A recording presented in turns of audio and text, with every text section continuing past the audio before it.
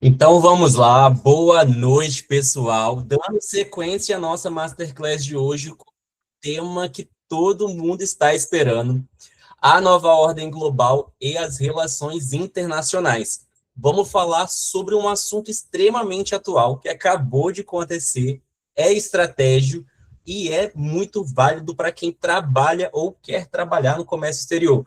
O cenário global está passando por atualizações constantes e importantes, com novas disputas geopolíticas, reorganização de poder entre países, impacto direto entre os acordos como o Mercosul, que a gente também vai falar nele, e que todos eles influenciam diretamente no Brasil. E para conduzir essa análise, recebemos hoje o professor Frederico Crespo Teixeira, que ele já é da casa.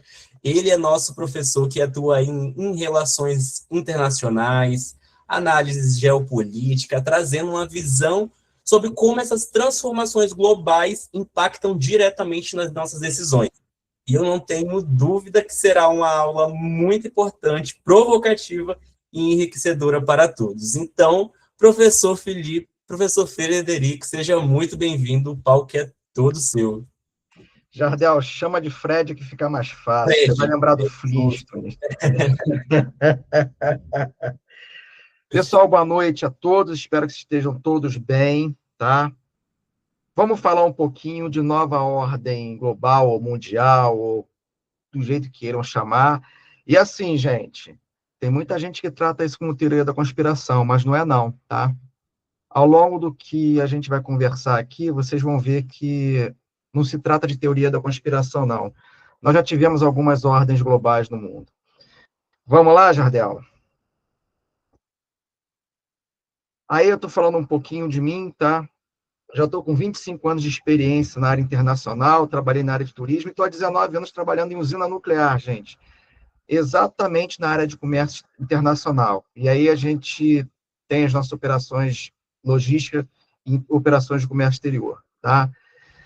Me formei na UFRJ, em administração, tenho MBA em comércio exterior pela Fundação, estou mestrando agora em relações internacionais. E é isso, gente. Estou há 19 anos batalhando aí no comércio internacional, como eu acredito que muitos de vocês também estão aí vendo as dificuldades, principalmente um monte de coisas assim, bastante diferentes que a gente está vendo agora. Vamos lá, Jardel. O que a gente vai fazer aqui, meus amigos? A gente vai ter uma breve conversa sobre relações internacionais desde 1648, quando se estabeleceu a famosa Paz de Westfália. Vamos dar uma olhada no que aconteceu até os dias de hoje e conversar também um pouquinho sobre algumas tendências e o que mais interessa a gente no momento, que é um assunto quente, né? O acordo Mercosul-União Europeia. Jardel? Visão geral, pessoal, que eu falei para vocês, a Paz de Westfália até a Guerra Mundial, que vai ser o nosso primeiro ponto, depois aquele pequeno período do entre-guerras, a nova ordem global que a gente viu e viveu até pouco tempo, de 45 até mais ou menos agora 2020, e o que está acontecendo com o mundo. Vou tentar aí dar uma pincelada nas tendências do que a gente tem visto. Vamos lá, Jardel? Ordem mundial, a primeira ali, gente, de Westfália até 1914. Qual é o marco de 1914, meus amigos? Primeira Guerra Mundial, tá? Vamos lá. Eu coloquei um texto aqui, deste senhor que está aqui, ó, deste livrinho que está aqui, ó, que é do Henry Kissinger, que foi secretário de Estado dos Estados Unidos, tá? Em nossa era, a Paz de Westfália adquiriu uma ressonância especial como marco do advento de um novo conceito de ordem internacional, que se disseminou pelo mundo. Gente, ali marca algumas coisas, algumas mudanças radicais para o mundo. Exemplo, tá? Nasce a ideia de soberania. E aí ele coloca aqui que a principal característica do sistema e o motivo de ele ter se espalhado pelo mundo residia no fato de que suas disposições tinham a ver mais com procedimentos do que com a substância. Ou seja, a coisa tomou forma e virou algo palpável e real, não ficou só no discurso, no debate, que é a ideia de relações internacionais é o debate, gente. Caso um Estado aceitasse esses requisitos básicos, poderia ser reconhecido como um cidadão internacional, olha os pontos que ele vai colocar, capaz de manter a própria cultura, política, religião, práticas internas, protegido pelo sistema internacional contra intervenções externas. Meus amigos, a ideia de paz de Westfália é muito parecida com a Pax Romana, tá? Quando Roma tomava poder imperial deles, determinado estado, existia uma paz ali. Quem assistiu o Gladiador, o primeiro filme, você vê o que Roma fazia. Ia lá, mandava um mensageiro conversar com aquele povo, nós vamos invadir. Você aceita, ao invés de entrar em guerra, nós invadirmos e tomarmos seu território? Não. Até no filme o mensageiro volta com a cabeça cortada, né? Aí partia-se para a guerra. Qual foi a ideia aqui, meus amigos? Que cada estado tivesse o seu território, tá? Que aí ele estava moldado pelo que ele fala aqui, a cultura, a política, a religião, práticas internas, tá? E o sistema internacional ia proteger aquilo ali. Qual era a ideia principal? Por isso, a paz de Westfália. Que você contivesse conflitos. E isso, gente, tá? O debate nas relações internacionais é esse. É para conter conflitos. Lá na frente eu vou explicar como é que isso toma uma forma maior ainda nos nossos tempos. Vamos lá, Jardel. Então, gente, como a nossa praia aqui é olhar relações internacionais e falar sobre comércio exterior, o ponto aí é o seguinte, não inicia a vida do comércio exterior nessa época, ele já existia há muitos anos. O Código de Hammurabi já falava sobre isso. Se vocês pegarem um filme antigo, de 1956, que é Ben-Hur, o personagem principal, o Judá Ben-Hur, ele era um comerciante. E ele estava fazendo comércio com outras nações. Então, gente, a nossa razão de existir profissionalmente já existe há muitos anos. O primeiro estágio que a gente tem aqui, meus amigos, é o mercantilismo. Tá? É a primeira fase ali no começo da paz de Westfália. O que ia ter o mercantilismo, gente? Era a colonização em massa, tá? Tem muita controvérsia aí, tá? O pessoal fala assim, a Europa pilhou as suas colônias, etc e tal. Tem gente que fala isso, tem gente que diz, não, era território ultramarino, então, assim, tinha aquelas trocas comerciais entre pontos distintos da mesma nação, enfim. Não é o nosso caso a gente entrar em polêmica aqui, a gente vai entrar só na história do mercantilismo, que era o seguinte, as nações europeias buscavam acumular o máximo, tá, de riquezas para si. Depois a gente vem no segundo estágio, que começa o limiar da industrialização, a Revolução Industrial. Você, obviamente, que depois do mercantilismo houve um acúmulo de capital, esse acúmulo de capital permitiu que você criasse todo um arcabouço industrial, mas assim, gente, não se iludam, já tinha coisas industriais, como é que eu vou dizer, empresas industriais desde a Idade Média, tá? Só que aqui você teve, como é que eu posso dizer, uma exacerbação da questão. Eu ouso falar que aí nasce a ideia de empresa que vai atender o mercado externo, mesmo porque ainda existiam muitas colônias, tá? A América Latina já tinha ali, já estava passando por um processo de descolonização, tá? Mas mesmo assim, se vocês pegarem 1750, até vamos botar aqui a base da gente, que é o Brasil, 1822, ainda teve um longo período de esses mercados estarem unidos. Depois vem o terceiro estágio, gente. Aí é o que se chama a Pax, tá?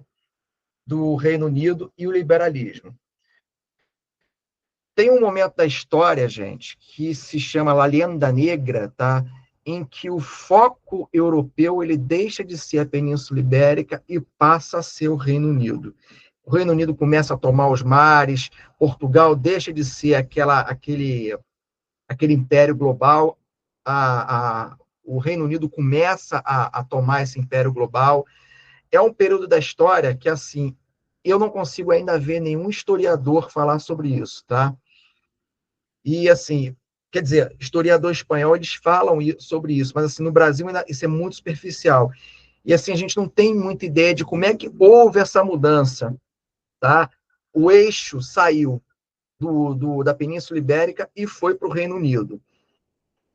Como esse período você tem ainda um incremento maior da Revolução Industrial, uma produção em massa, começa-se a ter outro salto no comércio internacional, tá? E o quarto e último estágio, gente, tá? Ele entra na segunda fase da Revolução Industrial. Você sai da Revolução do Carvão e do Aço. Você tinha uma ideia de liberalismo, tá? Todo mundo aqui estudou, teve um professor de história que deve ter falado para vocês sobre laissez-faire e laissez-passer, tá? Da liberalização dos mercados. E você entra numa era de protecionismo. Cada nação começa a proteger o seu mercado de forma abrupta. Há brigas por questões coloniais, há brigas por questões territoriais que a Pax de Westfália tentou, mas aí começou a haver falhas, e você tem a primeira, tá, grande fratura no mundo, que foi a Primeira Guerra Mundial.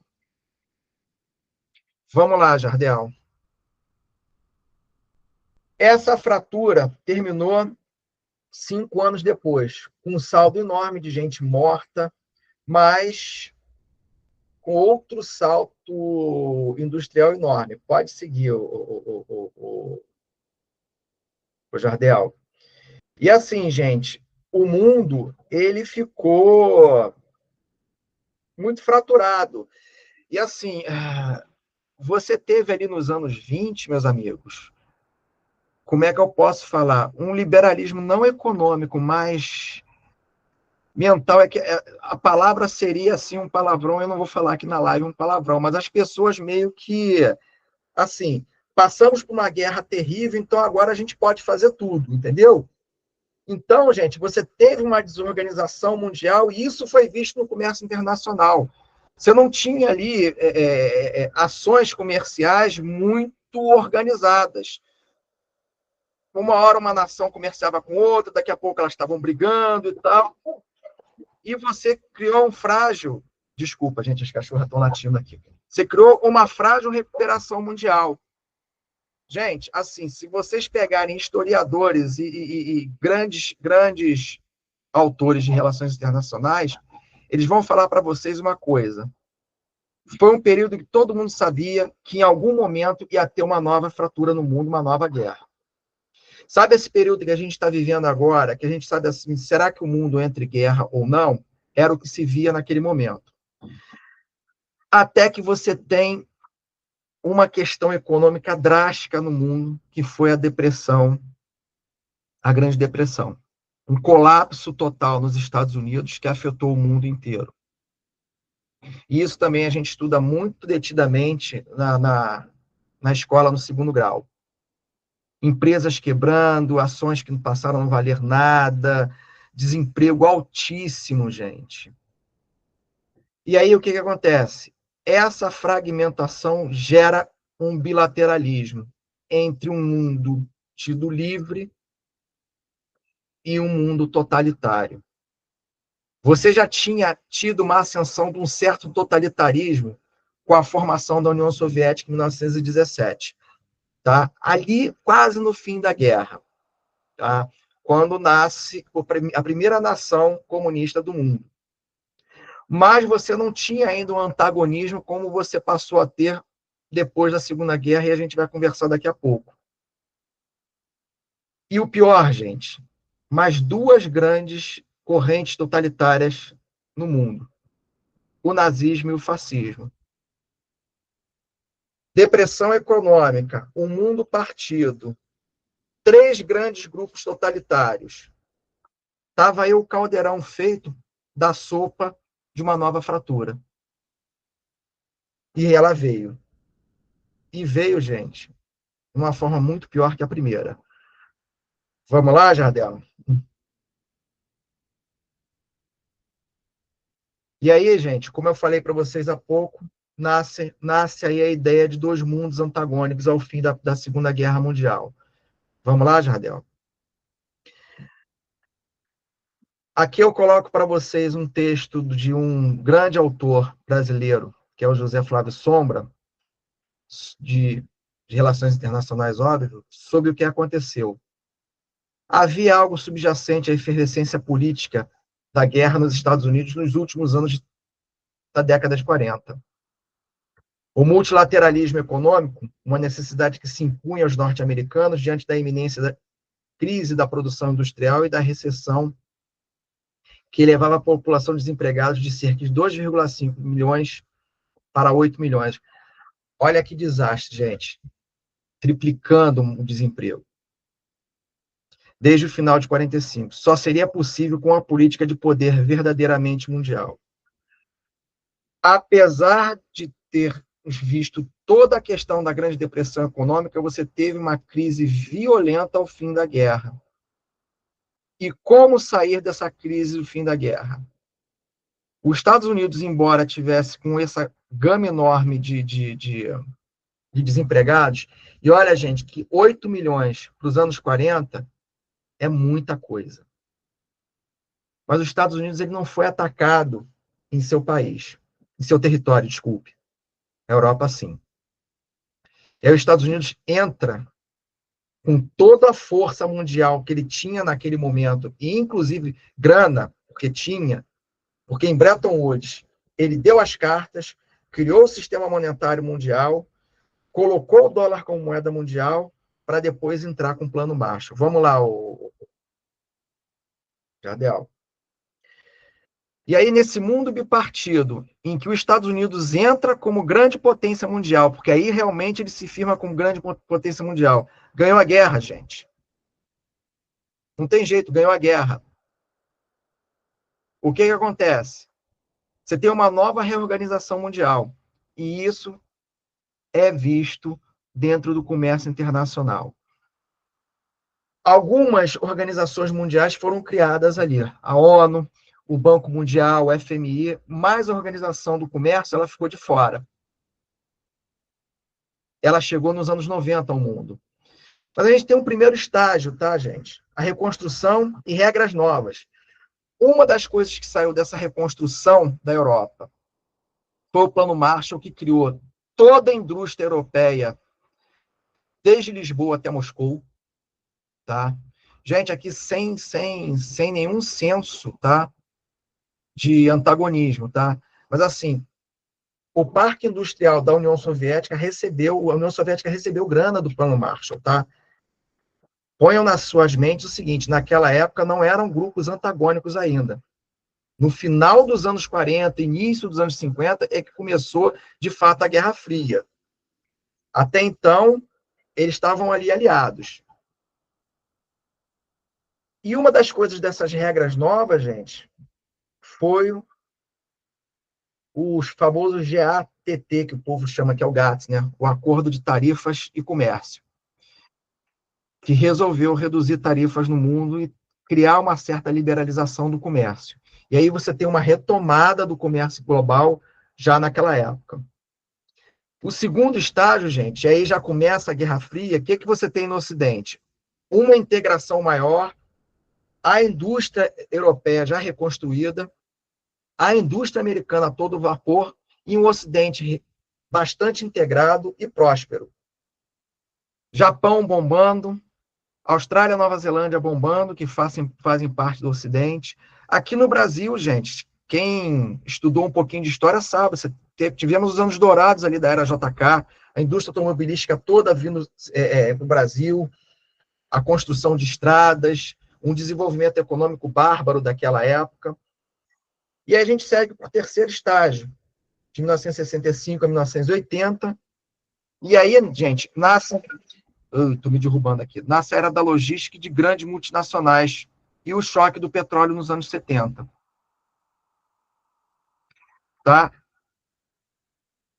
Aí tem uma questão, gente. O comércio começa a ficar um pouco mais forte no bloco socialista. O que eu digo para vocês, bloco socialista? Toda a União Soviética é a cortina de ferro. Tá? E você vê alguns movimentos ali por baixo da cortina de ferro, Primavera de Praga, etc. e tal. Por quê, gente? Apesar do antagonismo, existia trocas comerciais entre nações do próprio bloco e do mundo ocidental. Não se iludam, porque existia isso sim, tá? Apesar da briga que havia ali, o comércio se manteve. Mas a questão pior que nós vemos aí foi o choque do petróleo em 73.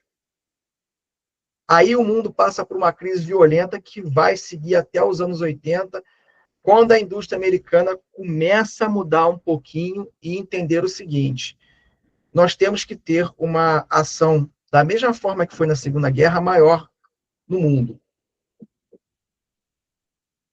E aí começam a nascer as grandes multinacionais. E aí a era da logística entra numa coisa chamada era da globalização, e você começa a ter a crise do bloco soviético. Gente, um bloco com milhões e milhões de pessoas que estava ali prestes a entrar no mercado mundial. Sem contar um outro país gigante, que vocês leem também aqui, ó. Esse livro do Henry Kissinger, que basicamente toda a indústria da China começa a ser formada nos anos 70. Vai dando seus passos devagarinho nos anos 70 e 80, até começar a alçar voos nos anos 90. Mesmo porque, gente, em 1992, quando criaram a OMC, a China entra pesadamente na OMC. E aí que ela começa a ser o grande exportador do mundo. Alguém escreveu aqui, pois é, quem está dando as cartas é a China. Mas essa brincadeira começou não agora, ela começou há 50 anos atrás. E aí, gente, o que a gente tem? Queda do totalitarismo. Eu boto ali queda entre parênteses porque foi um período assim de transformações. Mas, assim, em alguns países ex-União Soviética, você tem presidentes que estão lá hoje em dia desde aquela época, tá? Vamos lá, ô Jardel? Aqui eu faço uma provocação para vocês, que é do livro do professor Pankaj Ghemawat, tá? Ele é um dos que colocam com números, tá? Que a globalização ela não está tão forte assim. Estimativas acadêmicas não oficiais à nossa disposição sugerem que o conteúdo estrangeiro representa 50% do valor das exportações chinesas. A quem você, meu amigo, falou agora aí que dá as cartas, né? E 25 a 30% das exportações mundial como um todo. Ou seja, o que o Gemawat está falando aí? A gente não tem, assim, matérias-primas, tá? Em quase 100% dos produtos no mundo. Em 2009, o IED, investimento direto estrangeiro, tá, gente? Que atravessa as fronteiras representava apenas 9% de todos os investimentos fixos, o que os economistas chamam de formação bruta de capital fixo, tá? Gente, a grana que rola no mundo para investimento fora dos países é de apenas 9%. Então, aí tem essa contestação da globalização, que ela foi muito propalada no mundo nos anos 90. Nos anos 90, eu estava assim, fazendo meu curso superior, fazendo minha faculdade de administração na FRJ, e a palavra da moda era a globalização, mesmo porque foi a época que o Brasil se abriu para o mundo, né? Mesmo porque ele tinha que entrar na OMC. A China começava a despontar, os Estados Unidos estavam abrindo cada vez mais multinacionais mundo afora. Em suma, gente, foi o momento que a gente pensou que a globalização dali ia ser algo perene no mundo. E o Gamma Watch coloca aqui que a coisa não está tão assim um certo tempo depois. Jardel?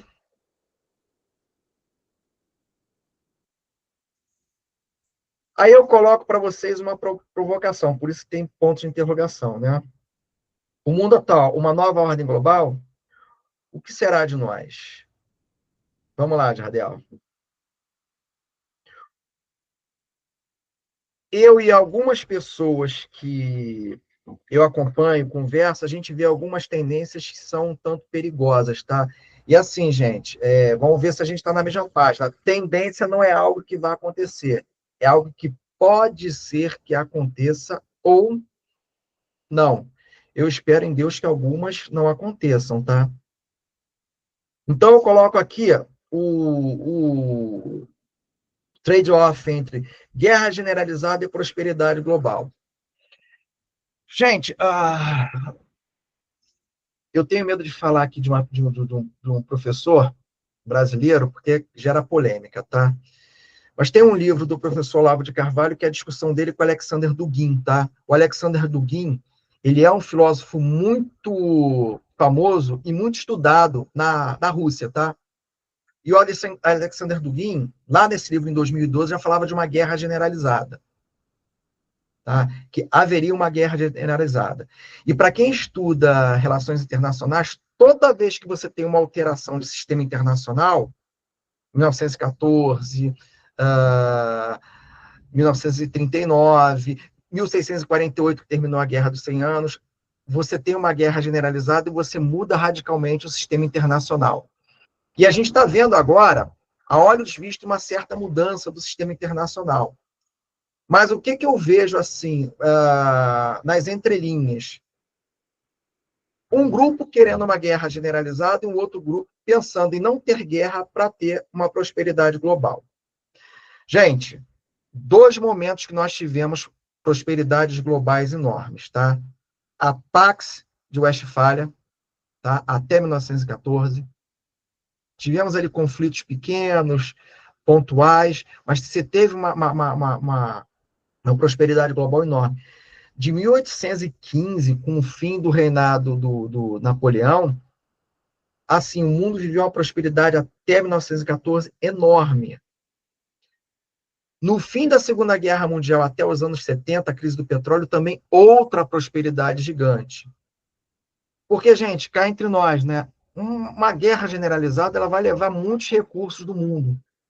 Qual é a tendência disso? Você sair disso pior do que você entrou. Danilo, mas Pax não é o mesmo que paz, né? Pax é paz em latim, né?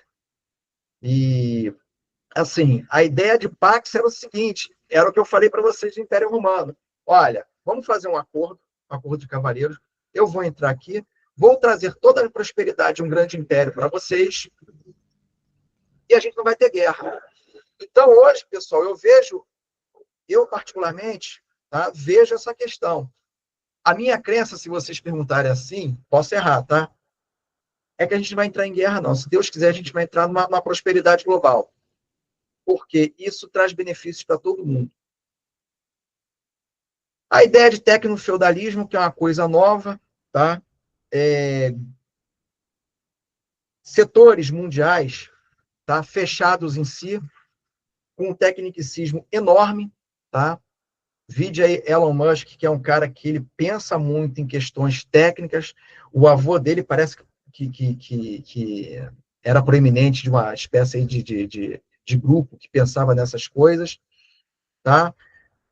E algumas partes do mundo fechada. Por que a gente chega a essa ideia assim? A gente está no momento de mudança industrial para entrar muito fortemente a inteligência artificial, tá? Mudança radical. Mas a gente viu essa mudança, gente, nas outras revoluções industriais do mundo. E eu vi isso muito claramente nos anos 90. Gente, eu entrei na faculdade em 94, não se falava em computador pessoal. Mercado de trabalho, ninguém tinha computador em mesa de computador. E eu saí com todo mundo com computador em mesa de trabalho e computador pessoal. Já muita gente com computador pessoal em casa. Entendeu? Sim, Danilo, aí tem a bolha da IA, óbvio, né? Toda nova indústria vai criar uma bolha. A gente teve a bolha das .com em 2000, 2001. E assim, gente, olhando questões geopolíticas, vê aí a ideia do Donald Trump querer a Groenlândia, tomar conta da América Latina com a ideia de hemisfério ocidental. Quer dizer, você já tem ali uma área feudal se formando ali. A Europa, a Rússia, com a própria invasão da Ucrânia, com a ideia do Putin de que, em termos geopolíticos, o fim da União Soviética foi um erro enorme. Entendeu? E aí, gente, puxando já o gancho aqui, tá? A gente vai ter algumas questões de totalitarismo, tá? E eu ouso falar para vocês, tá? Tomem muito cuidado com essa rachadura em direita, esquerda, tá? Desculpe eu entrar aqui um pouquinho na seara política, mas assim, eu temo que veremos algumas ideias totalitárias de ambos os lados, tá? Eu só espero que não seja coisas assim tão radicais como a gente viu na ex-União Soviética, na Itália de Mussolini, na Alemanha e Áustria de Hitler, tá? Espero que seja assim. Não existe totalitarismo bom, tá? Mas que não tenha assim uns radicalismos tão fortes como o que a gente viu, tá? Mas que você vai precisar de alguma forma conter a população por um tempo. Isso aí não há dúvidas. E aí, gente, vamos ter a ideia de hemisfério ocidental e talvez de hemisfério oriental, tá?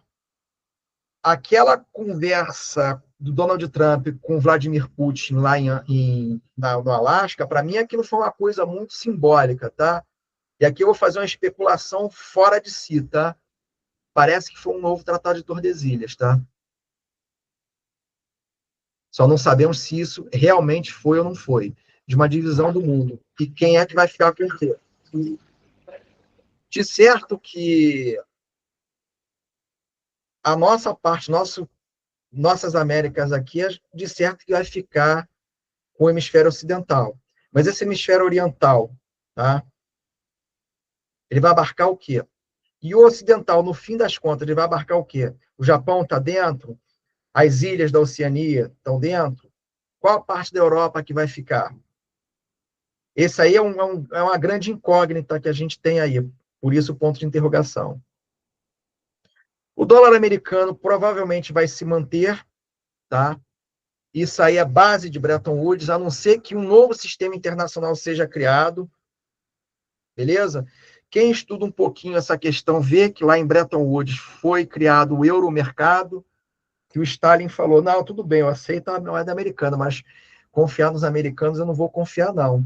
E aí a Inglaterra, né, o Reino Unido, foi que criou o euromercado para ter um mercado de dólares depositado fora dos Estados Unidos para poder acontecer as trocas comerciais entre a União Soviética e os Estados Unidos. E cá entre nós, tá, gente? Falar cá entre nós, né, Jardel, numa live com 34 pessoas, a grana do mundo ainda está no Reino Unido, tá? O Reino Unido manteve o mercado monetário mundial. Os Estados Unidos ele tem bastante dinheiro, mas os Estados Unidos ele é o poder militar mundial. Tá? Gente, eu estou falando de coisas aqui que são de geopolítica, tá? São análises. Pessoal, isso aqui é uma coisa muito polêmica, pensei muito em colocar aqui na nossa live, mas assim, o fim do Estado Nacional, tá? Se a gente puxar em miúdos, a gente já vê, por exemplo, que a União Europeia já é uma ideia de fim de Estado nacional. Mas, se a gente pensar bem, eu falei com vocês lá da Paz de Westfália. E ali nasceu o conceito de soberania. Se a gente pensar na história mundial, gente, o conceito de soberania ele é muito jovem. O conceito de Estado nacional ele não é mais jovem ainda. Ele dista um pouquinho mais ali da Pax de Westfália, porque o primeiro Estado nacional que a gente conhece foi Portugal, tá? Mais ou menos 1215, 1220, que se forma o Reino de Portugal. E a ideia de Estado Nacional, que veio da Pax Westphalia, foi ali. E a gente pensar, isso aqui é um livro polêmico aberto de um cara que foi do N6, tá? Ele criou a ideia de divisão vocês conseguem ver aí? Dos reinos mundiais, tá? E aí você vai ter um fim do Estado Nacional. Você vai ter alguns grandes Estados nacionais. Gente, algum de vocês assistiu aquele seriado O Homem do Castelo Alto? É um livro do Philip K. Dick, tá? Philip K. Dick é o cara que escreveu também o livro que deu origem ao Blade Runner, né? O filme Caçador de Androides. Ali é a coisa sinistra, né? Os nazistas ganharam a guerra e eles dividiram os Estados Unidos ao meio. E assim, sempre você tem, em alguns grupos, tá? Essa ideia de união. E aí, gente, vocês veem, a União Europeia, o que que é? Tá? É um Estado único, praticamente, com moeda única. A única coisa que não se rompeu ali uma fronteira de fim total da soberania dos Estados é que ainda se mantém, cada Estado mantém o seu exército, embora já exista a OTAN. Mas não existe um exército da União Europeia. Mas, assim, gente, é um tema polêmico para a gente ter na cabeça e pensar se isso vai acontecer. A ideia também de desglobalização. Aí eu volto à ideia do Pankaj Ghemawat, que a gente já tem ali uma ideia de uma globalização ainda muito incipiente. E se a gente unir isso à ideia de tecnofeudalismo, de a gente ter cada um ali, vou usar a gíria, cada um no seu quadrado, né? Você pode ter uma desglobalização e uma regionalização abrupta de mercados. A emergência, obviamente, de blocos regionais, como mostrei para vocês no livro agora aqui, tá? E o fortalecimento de alguns acordos comerciais. Eu não tenho dúvida, gente, que quando começar essa formação dos hemisférios, a gente vai ter ainda mais a formação de acordos comerciais fortalecidos. E é o que a gente está vendo entre Mercosul e União Europeia.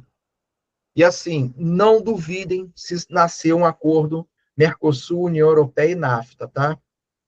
Vamos lá, Jardel? Vamos ao que está interessando todo mundo agora, tá? Que é o que é mais palpável, que eu já falei para vocês algumas coisas que aconteceram no mundo, algumas coisas que a gente pensa em acontecer, e o que a gente está vendo agora em termos nossos aqui na nossa vida, tá?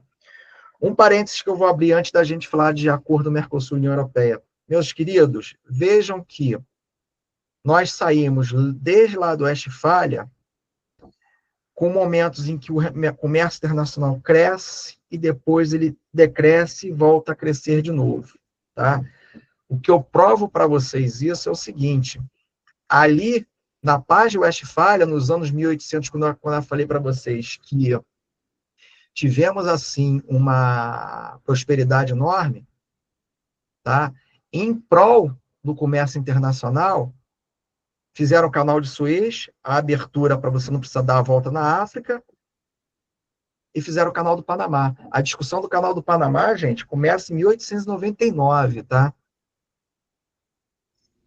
Então, você já tem ali uma ideia de, como é que eu vou dizer? Vou usar a gíria de novo, de bombar o comércio internacional. Mas você teve algumas fraturas ao longo desse caminho. E agora, por isso que eu tenho apostado muito na ideia de prosperidade global. Bom, voltando aqui para a nossa ideia de acordo União Europeia e Mercosul, qual é a primeira pancada que ele vai dar? Redução tarifária. Gente, quando você tem redução tarifária, o que acontece? Acesso a mais mercados. Falei ele rapidinho para vocês no fim da Segunda Guerra Mundial, do GATT, né? Qual foi a ideia do GATT? Criar um teto tarifário de 35%, para não ter aquela bagunça que tinha antigamente. Nem protecionismo, nem um liberalismo extenso. Você tem um equilíbrio. Gente, desculpem quem me disser o contrário, tá? É crença minha, é o que eu leio, o que eu estudo. Reduziu tarifa, abriu o seu mercado, a tendência é um enriquecimento maior de uma nação. Pô, professor, eu sou contrário a essa ideia. Tudo bem. Eu não sou a favor, de forma alguma, de mercados fechados. A gente tem que tomar conta de algumas coisas? Sim, mas o Brasil viveu de mercado fechado dos anos 50 aos anos 90. E a gente viveu a hiperinflação nos anos 80, tá? Que praticamente não tinha concorrência no Brasil. Quem é um pouquinho mais velho, assim, tá com a minha idade, entrar no submercado dos anos 80 e no mercado de hoje em dia era um circo dos horrores naquela época. Então, gente, a gente vai ter acesso a mais mercados. Tanto o Brasil vendendo quanto o Brasil comprando. E isso é muito bom. A polêmica que a gente está tendo é de produtos agrícolas, basicamente com a França. Mas deixa eu falar uma coisa para vocês, que eu acompanho muito a Alemanha, porque uma das usinas atômicas do Brasil ela tem tecnologia alemã e a gente compra muita coisa deles, tá? Tanto de materiais quanto contratamos serviços. No momento em que começou a ter problema de energia lá, eles já começaram a pensar em voltar atrás e voltar a ter usina atômica. Mas o mais interessante, gente, vocês podem buscar em matérias de jornais aí. Algumas áreas de proteção ambiental, eles começaram a rever isso, tá? E plantar comida, porque estava faltando comida lá também, tá? Além de energia. Assim, gente, a competitividade que o Brasil tem para produzir comida para o mundo é inacreditável. Pesquisem que vocês vão ver. Eu tenho muito contato com o pessoal aqui no Rio, com a Sociedade Nacional de Agricultura, e assim, a gente usa um espaço muito pequeno do território brasileiro, e assim, conseguimos alimentar muita gente no mundo. Tá? Para a questão de serviços, gente, a troca internacional de serviços, tá? A gente vai ter uma segurança jurídica maior. Pulei aqui a regra de origem, mas já volto lá. Por quê, gente? A gente vai ter mais previsibilidade na troca de serviços, que assim, comércio de serviços é uma coisa muito, muito complicada. Regras de origem, vai ter ainda a definição do percentual e nível de conteúdo local. Tá? De repente, a gente compra alguma coisa, algum insumo da China, cobre, por exemplo, e aí a gente vai ter os homens de poder vão ter que definir, né, quanto a gente ainda pode adquirir de fora do Mercosul para ser considerado conteúdo local. E o mesmo vai ser feito com a União Europeia, tá? Investimentos, o IED, o investimento estrangeiro, maior previsibilidade e conformidade. Meus amigos, alguma coisa que eu já li do acordo, ele é bastante extenso, talvez abra uma avenida enorme para a gente criar multinacionais brasileiras na Europa, tá? E, mesma coisa, empresas europeias abrindo aqui. As compras públicas, tá? Essa é assim de cair os olhos. Compra e venda interblocos. Hoje, gente, eu trabalho no serviço público. Não há uma equiparação, obviamente, ao produtor nacional, fornecedor nacional e o fornecedor internacional. Com a adoção do acordo, todo fornecedor europeu ele está equiparado a um fornecedor brasileiro, argentino, uruguaio, o que for. Idem na União Europeia. Quem é produtor brasileiro é considerado um produtor na União Europeia, em questões de compras públicas, tá? Barreiras técnicas e regulações, reduções. Meus queridos, a gente sabe aqui, quem é mais antiguinho de comércio internacional, que o europeu, ele às vezes é muito bonzinho, né? É até o americano. Olha, eu tenho as tarifas aqui muito baixas, eu não faço barreira tarifárias para você.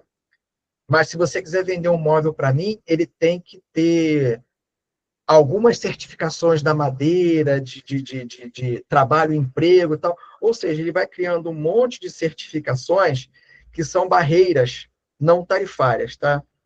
Há a promessa de redução dessas barreiras técnicas e de uma regulação mais amigável intrablocos, tá? Defesa comercial e salvaguardas para criar seguridade para dentro do bloco, tá? Para que não ocorram dumping, para que não ocorram subfaturamento, superfaturamento, tá?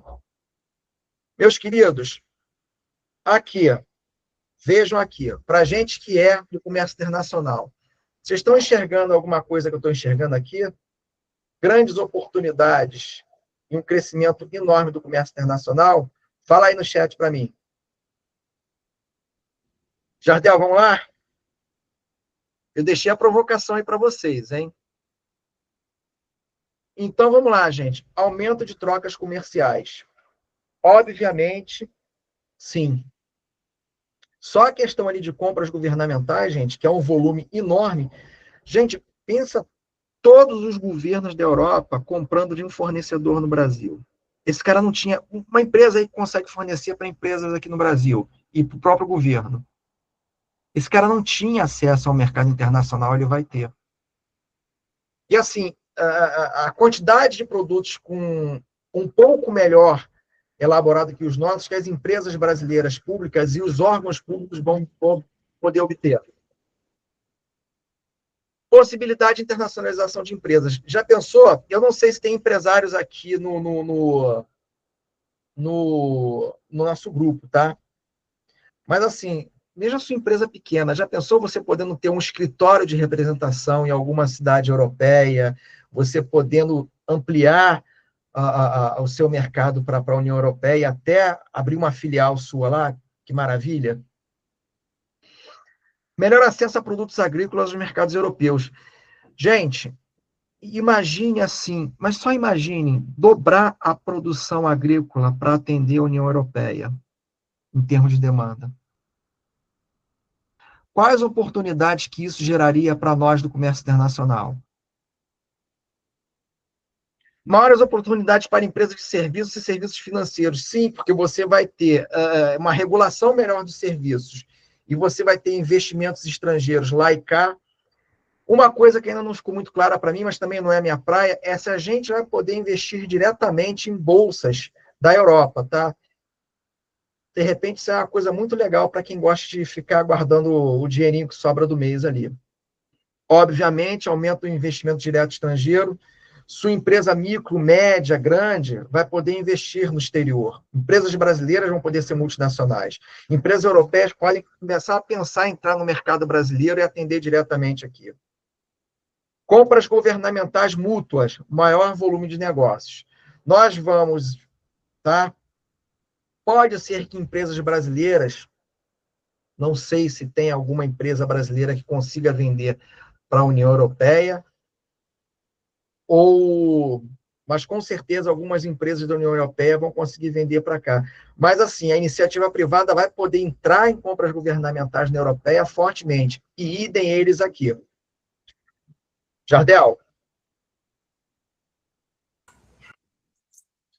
E, gente, finalizamos. Agora fale para mim aí. Tem muita oportunidade ou não tem? Muito obrigado desde já, Fred. E agora...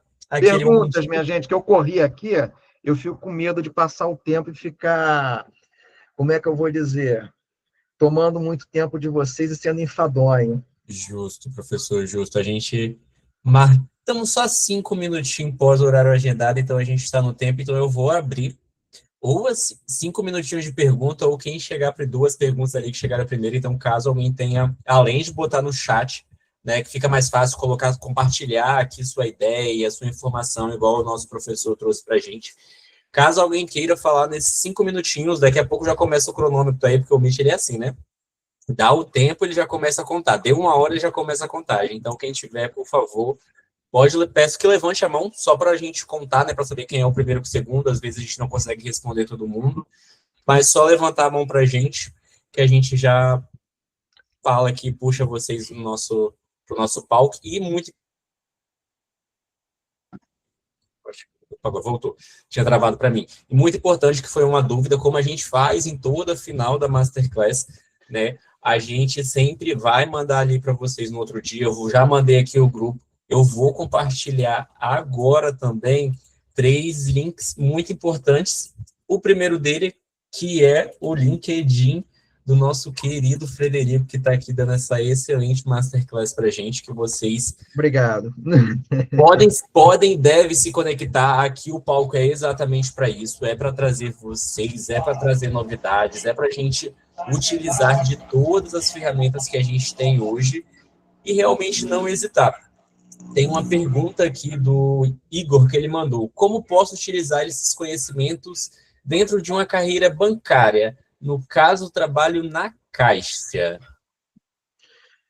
Área de câmbio da Caixa, ou como é que é o nome dele? Desculpe. Igor. Igor, a Caixa tem setor de câmbio? O Banco do Brasil eu sei que tem. Tem setor de câmbio. Oi? Tem setor de câmbio. No setor de câmbio você vai usar muito isso, cara. Principalmente se a Caixa oferecer operação de hedge para exportadores e importadores. O que é o hedge, cara? É uma securitização, tá? Você trava a tua taxa de câmbio em determinado nível, tá? Obviamente, o banco cobra uma taxa em cima disso. E você pega o teu risco numa operação de câmbio e coloca na mão do banco. Por quê? Digamos aí que para você não ter saltos e nem problemas cambiais, você vende uma determinada quantidade em reais e você quer receber aquela quantidade em reais. Mas se houver mudança cambial, eu posso ganhar se o dólar que deu ali deu X, se na hora que eu for descontar, for receber esses dólares no banco, se o câmbio aumentar, eu ganho. E se ele diminuir? Você perde. Entendeu? Então, na área de câmbio, que é uma área também de comércio exterior, você consegue desenvolver essas ideias e esses conhecimentos. Tá? Uma coisa que eu espero que tenha ficado claro para vocês é que a gente vem numa constante de mudanças no comércio internacional e de evoluções. Apesar de eu ter falado de tecnofeudalismo, de desglobalização, pode ser que não aconteça, que a gente tenha um aumento do comércio internacional. Quem é que imaginava nos anos 90 que a China ia entrar tão forte no mundo a partir de 2010? E uma outra coisa, né, que nova ordem global, ela acontece de vez em quando, né? Então não é tanto teoria da conspiração assim. Outra pergunta, Jadel? Claro, temos a nossa última perguntinha aqui, só um minuto subindo na minha tela, do Leonardo. Como descobrir a demanda de determinado país para oferecer um determinado produto? Acredito aquele que mais vende dentro do país, certo? Leonardo, como descobrir uma demanda? Cara, descobrir demanda é só quando você abre mercado.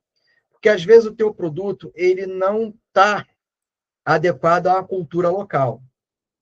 Entende o que eu quero te dizer? Assim, cara, você não vai conseguir. Vou fazer um absurdo aqui. De repente, vender arroz com feijão em lata para um cara no meio oeste americano. Sim. Porque não, culturalmente ele não se adequa àquilo.